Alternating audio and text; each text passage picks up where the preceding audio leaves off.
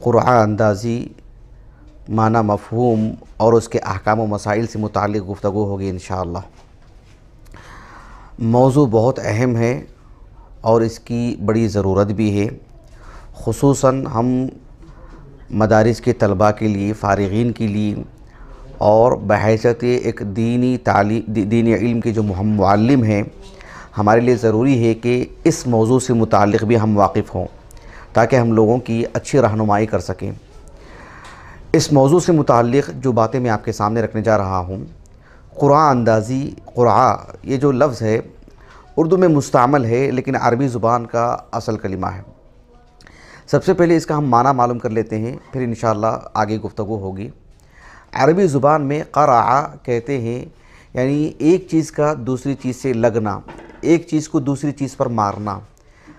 القرع کہتے ہیں عربی زبان میں ضرب الشیء، ایک چیز کو لے کر دوسری چیز پر مارنا۔ قرعتہ یا اقرعتہ کے معنی آتے ہیں یہ ضربتہ، میں نے اس کو، یعنی کسی چیز کو کسی چیز پر دے مارا، یہ معنی ہوتا ہے اس کا۔ جیسے کہ ہم کہتے ہیں کہ قرع الباب، مطلب یہ ہوتا ہے کہ اس نے دروازے کو کھٹکھٹایا۔ مان لیجیے کہ اس میں بھی دو باتیں ہوتی ہیں، ایک طرف دروازہ ہے، ایک طرف ایک آدمی کا جو ہے ہاتھ ہے، جو دونوں آپس میں لگتے ہیں، پھر ٹکر ہوتی ہے، ٹکراؤ ہوتی ہے، پھر آواز آتی ہے۔ یہ اس کا بنیادی معنی ہوتا ہے۔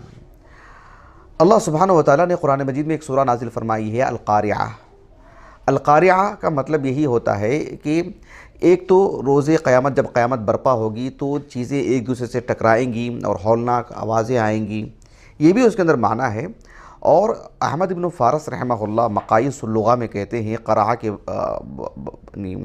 اس لفظ کے معنی میں کئی معنی انہوں نے بتائے ہیں۔ القاریعہ کا معنی انہوں نے بتایا ہے کہ یعنی الشدید من شدائد الدہر، یہ معنی انہوں نے بتایا ہے، یعنی اس وقت کافی سختیاں جمع ہو جائیں گی جسے انسان کی زندگی میں ایک بھونچال آئے گا، یہ اس کا معنی انہوں نے بتایا القاریعہ کا۔ بہرحال ایک بنیادی معنی ہے یہ القاریعہ۔ قرع کے معنی جو ہم نے جانے ہیں، قرآن اندازی کے لیے جو القرعہ جو عربی زبان میں کہا جاتا ہے، یعنی کسی معاملے میں ایک سے زائد لوگ شریک ہوں اور مخصوص انداز میں جو معاملہ ہوتا ہے، معاملے کو کسی ایک کی جانب حل کیا جائے مخصوص انداز میں۔ اس کی شکلیں کیا ہوتی ہیں، اس کی صورتیں کیا ہوتی ہیں، آگے بتائیں گے انشاءاللہ آپ کو۔ یہ جو قرآن اندازی ہے، کتاب و سنت کی روشنی میں اگر دیکھا جائے تو یہ بہت ہی اہم موضوع ہے۔ اس کی اہمیت کا اندازہ آپ اسی سے لگائیے کہ شروحات حدیث، بلکہ متون شروحات حدیث اور جو فقہی کتابیں ہیں، شاید ہی کوئی فقہی کتاب ہو جس میں اس موضوع سے متعلق گفتگو نہ ہو، اس سے متعلق باب نہ قائم کیا گیا ہو۔ آپ دیکھیے صحیح بخاری اٹھائیے، آپ امام مسلم کی صحیح الجامع الصحیح، اس میں امام نووی کے ابواب ہیں، تبویبات ہیں، سنن ابی داؤد، سنن اربعہ، امام بیہقی کے سنن مصنفات، ان سب میں آپ دیکھیں کہ قرآن سے متعلق مستقل احکام، اس کے مسائل اور ان احادیث کو یکجا کیا ہے محدثین نے۔ البتہ ایک بات یہاں آپ کے علم میں ہونی چاہیے کہ اس موضوع سے متعلق مستقل تالیفات یقیناً کم ہیں۔ دور حاضر میں کافی کتابیں ہیں الحمدللہ، ایک حد تک ابواب تو قائم کیے گئے ہیں، لیکن سب سے پہلے مستقل اس پر قلم اٹھانے والے عالم دین اور معلومات کو یکجا کرنے والے اور نوازل مستجدات اور جو نئے مسائل درپیش آتے ہیں اس کی تحلیل کے لیے جس عالم دین نے قلم اٹھایا وہ امام اہل سنہ احمد بن حنبل رحمہ اللہ کے خاص اصحاب میں سے ہیں، ابو بکر الخلال رحمہ اللہ۔ 311 ہجری سن وفات ہے ان کا، بغداد کے علماء میں سے ہیں اور بہت عظیم عالم دین، انہوں نے اس موضوع سے متعلق سب سے پہلے قلم اٹھایا ہے۔ بہرحال یہ جو موضوع ہے قرآن کے احکام و مسائل، اگر ہم جس دور میں ہم جی رہے ہیں اس اعتبار سے اگر دیکھا جائے، ایک تو آپ دیکھیں گے کہ جو مدارس چاہے وہ دینی مدارس ہوں، عصری علوم سے متعلق مدارس ہوں، جامعات، دینی جامعات ہوں، عصری علوم کی جامعات، یونیورسٹی ہوں، اور بڑی بڑی کمپنیاں ہوں، اور دیگر شعبہ جات میں مسابقات ہوتے ہیں کھیل کود سے، اس سے جڑے ہوئے جو بھی چیزیں ہوتی ہیں اس میں قرآن اندازی بہت معنی رکھتی ہے، اور آج بھی اس کی ضرورت ہے، اور لوگ اس کا استعمال کرتے ہیں اور اس کے مطابق باہم فیصلے کرتے ہیں۔ قرآن اندازی سے متعلق اہمیت اگر آپ دیکھنا چاہیں انسان کی زندگی میں، اور پھر بحیثیت ایک مسلمان اگر آپ دیکھنا چاہیں تو اس کی اہمیت اس سے آپ اندازہ لگائیں کہ قرآن اندازی سے جو فیصلے حل ہوتے ہیں گویا کہ یہ وہ الہی فیصلہ مانا جائے گا، براہ راست یہ رب العالمین کا فیصلہ مانا جائے گا، اس لیے کہ قرآن اندازی میں ہمارا اپنا کوئی دخل نہیں ہوتا ہے۔ ایسی صورت میں کسی کی جانب مسئلہ آتا ہے تو گویا کہ وہ اللہ سبحانہ وتعالیٰ کی طرف سے ہے۔ قرآن اندازی کی اہمیت آپ اس سے بھی لگائیں کہ اس سے یعنی جو شرعی جو مسائل ہوتے ہیں، خاص کر جو مملکت اسلامیہ ہو، اسلامی حکومت ہو، جو قضا کا جو شعبہ ہے،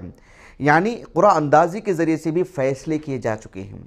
میں آگے بتاؤں گا آپ کو، یعنی اہل علم نے، قضات نے، یعنی اپنے دور کے کئی مسائل ایسے ان کے پاس آئے جس میں قرآن اندازی کے ذریعے سے انہوں نے مسئلے کو حل کیا، تو اس کی اہمیت یہ بھی معلوم ہوتی ہے۔ قرآن اندازی کے ذریعے سے بہت جلد ہم اپنے مسائل کو نمٹ سکتے ہیں، آسانی کے ساتھ مسئلہ حل پذیر ہوتا ہے، طے پاتا ہے۔ یہ سب قرآن اندازی کی خوبیاں ہیں، اچھائیاں ہیں، اس کی ایک ضرورت ہوتی ہے، اور جب باہم لوگ مشترک ہو جائیں اور سب اپنے استحقاق کے لیے آگے بڑھیں، اپنا حق لینے کے لیے آئیں، ایسے میں مسئلے کو حل کے لیے قرآن اندازی ایک اچھی صورت ہے۔ یہاں ایک بات ہم آگے بڑھنے سے پہلے آپ کے علم میں یہ بھی لانا چاہتے ہیں کہ جو ہے قرآن اندازی رسول اللہ صلی اللہ علیہ وسلم کے زمانے سے پہلے بھی موجود تھی، جاہلیت کا جو دور تھا، لیکن وہ قرآن اندازی ان کی ایک نہایت بھدی تھی، اور اس میں انحراف آیا تھا، اور اس میں دراڑ آیا تھا، اور وہ فطرت کے خلاف انہوں نے جو ہے اس میں کام کر رہے تھے۔ اس کی اصلاح کی شریعت تھی، وہ آگے بتائیں گے انشاءاللہ، یہ سب باتیں آپ کے سامنے آئیں گی باذن اللہ تعالیٰ۔ ایک بات آپ کے دل میں یہ بات لانا چاہتا ہوں کہ میں جو باتیں بتانے جا رہا ہوں، یعنی یہ جو ہماری جو دروس ہیں جو بدھ والے دن میں ہوتی ہیں، یہاں میں آپ کو ایک فکرہ دینا چاہتا ہوں۔ مسائل کا انبار اور جزئیات ساری چیزیں ہم آپ کو دے ہی نہیں سکتے ہیں، ناممکن سی بات ہے، تو ہم آپ کو صرف ایک فکر دینا چاہتے ہیں، کیونکہ آپ اصحاب علم ہیں، آپ کے پاس ایک سوچ ہو، ایک فکر ہو، ایک خیال ہو، ایک لاہے عمل ہو، یہی ہمارا مقصود ہوتا ہے۔ تو آج کے اس درس میں ایک بات یہ بتانا چاہتا ہوں کہ جو ہے اس کا ایک تعارف قرآن اندازی کا، اور ایک دوسرا حصہ ہے میرے موضوع کا، وہ یہ ہے کہ رسول اللہ صلی اللہ علیہ وسلم کے زمانے میں خود بنفس نفس آپ کیسے قرآن اندازی کیا کرتے تھے، کتنے مسائل کے لیے، جسے ہم اپنی زندگی کے مختلف میادین میں اس کو استعمال کر سکتے ہیں۔